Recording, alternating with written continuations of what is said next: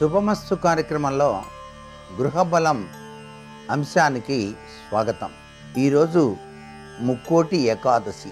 అంతర్యామి తత్వంలో విరాజిల్లేటువంటి భగవానుడు మనకు సర్వసంపదల్ని ప్రసాదించే అద్భుతవంతమైనటువంటి పుణ్యదినం.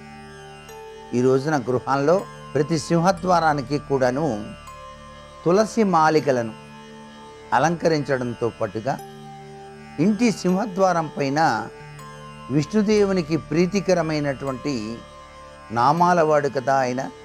అందుచేత 3 నామాలు, శంకు చక్రాలు అలంకరణ చేయటం వల్ల కూడాను శ్రీరామ జయరామ జయ జయరామ అనేటువంటి స్టిక్కర్ మీ ఇంటి తలుపుకు అతికించడం వల్ల కూడాను విష్ణుదేవుని యొక్క దివ్యవంతమైన అనుగ్రహాన్ని మీరు సాధించుకోవడానికి ఆస్కారం ఉంటుంది. ఎక్కడ దైవ చింతన ఉంటుందో అక్కడ అతీంద్రియమైనటువంటి ప్రభావాలు మీ గృహాన్ని రక్షిస్తూ ఉంటాయి. అందుకనే నామస్మరణ అనేటువంటిది చాలా అవసరం. నామాన్ని స్మరించడం కోసమే మనం ఆ విధమైన స్టిక్కర్స్ని మన ఇంటి గుమ్మానికి కూడాను అలా అలంకరణగా ఏర్పాటు చేస్తామన్నమాట. శ్రీరామ జయం, శ్రీరామ జయరామ జయ జయరామ ఇలాంటివన్నీ ఉంటాయి కదండి.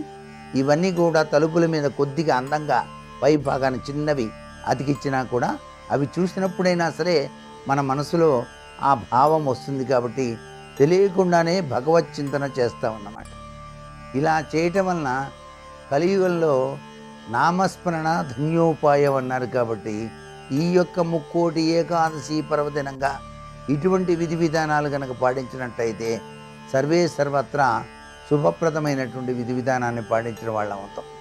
అలాగే ఈ రోజున కాళ్ళకి చెప్పులు లేకుండా విష్ణాలయాన్ని దర్శించి ఉత్తర సింహద్వారం అంటే ఉత్తర ద్వార దర్శనం కనుక చేసుకున్నట్లయితే మనిషికి పరిపూర్ణవంతమైనటువంటి ఆరోగ్యం, ఐశ్వర్యాన్ని ప్రసాదిస్తాడు ఆ నీరజాక్షుడైనటువంటి విష్ణుదేవుడు అన్నమాట. అందుకే ముక్కోటి ఏకాదశి అని చెప్పేసి అన్నారు. ఈ ముక్కోటి ఏకాదశి నాడు చేసేటువంటి కించిత్తు దానమైనా సరే అశ్వమేధయాగ సత్ఫలితాన్ని మనకు ప్రసాదిస్తుందని చెప్పేసి శాస్త్రం. ఇంట్లో విష్ణు సహస్రనామ సంకీర్తనం చేయటం వలన కూడాను చాలా విశిష్టవంతమైనటువంటి అభివృద్ధిని మనం సాధించడానికి ఆస్కారం ఎంతగానో ఉంటుంది. విష్ణుదేవునికి ప్రీతికరమైనటువంటి లడ్డూలు, అలాగే చక్ర పొంగలి మొదలైనటువంటి తీపి పదార్థాలని నైవేద్యంగా సమర్పించి ఈ రోజున 10 మందికి పంచినట్లయితే మనకు కూడా స్వామివారి యొక్క దివ్యవంతమైన అనుగ్రహాన్ని ప్రసాదింప చేసుకోవడానికి ఆస్కారం ఉంటుంది. ఈ కలియుగంలో ఈ యొక్క విశిష్టవంతమైనటువంటి పండగల వెనకాల దాగిన పరమార్థం మానవత్వ ధోరణితో సర్వజనావళి సుఖంగా ఉండటమే. అందరూ బాగుండాలి, అందరిలో మనం ఉండాలి అనేటువంటి సాంప్రదాయ లక్షణం ఈ ముక్కోటి ఏకాదశి పర్వదిన తత్వం. అందుచేత ఈ యొక్క విధి విధానాల్ని మనం పాటిద్దాం.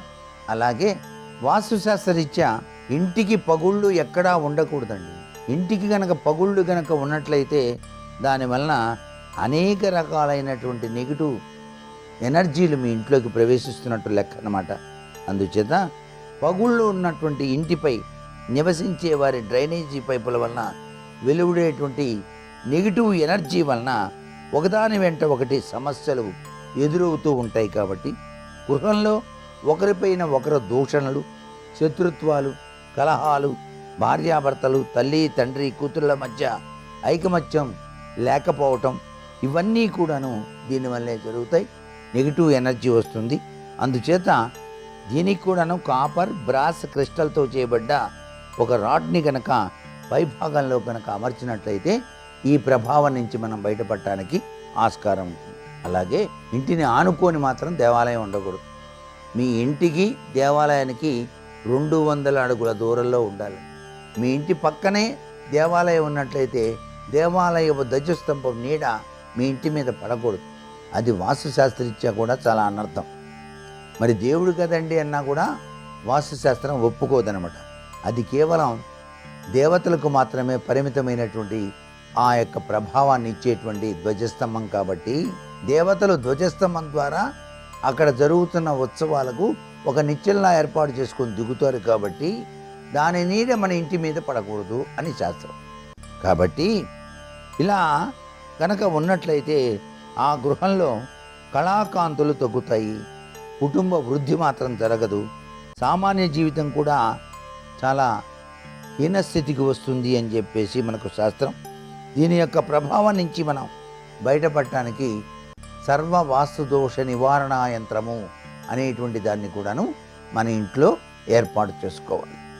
సర్వ వాస్తు దోష నివారణ యంత్రంతో పాటు క్రిస్టల్తో తయారు చేసినటువంటి ఒక పిరమిడ్ తప్పనిసరిగా ఆ ప్రాంతంలో మనం భూమిలో పాతటం వల్ల కూడా కొంత సవరణ చేసిన వాళ్ళం అవుతాం. ఏది ఏమైనప్పటికీ దేవాలయాన్ని ఆనుకొని మాత్రం ఇల్లు ఉండకూడదు. ఇంటి ముందు వెనక 4 పక్కల కూడాను మర్రి, రావి, తాడి చెట్లు, బలమైన వృక్షాలు ఉండకూడదు. ఆ ఇంటికి నెగిటివ్ ఎనర్జీ ప్రవేశిస్తుంది ఈ యొక్క వృక్షాలు కనుక ఉన్నట్లయితే. ఎటువంటి వృక్షాలు? మర్రి, రావి, తాడి చెట్లు, ఇవన్నీ బలవంతమైనటువంటి. వీటి వలన ఏం జరుగుతుంది అంటే మనం అనుకున్నది ఒకటి, జరిగేది ఒకటి వస్తుంది. అందుచేత యాంటీ నెగిటివ్ రాడ్స్ను అక్కడ ఎప్పుడైతే మనం అమరుస్తామో ఆ క్షణం నుంచి పాజిటివ్ ఎనర్జీ మన గృహంలోకి రావడానికి ఆస్కారం ఉంటుంది. ఇవన్నీ వాస్తుశాస్త్రరీత్యా గ్రహించవలసినటువంటి ముఖ్యాంశాలు. మరికొన్ని ముఖ్య విషయాలు రేపటి శుభమస్తు కార్యక్రమంలోని గృహబలాంశంలో తెలుసుకుందామా మరి.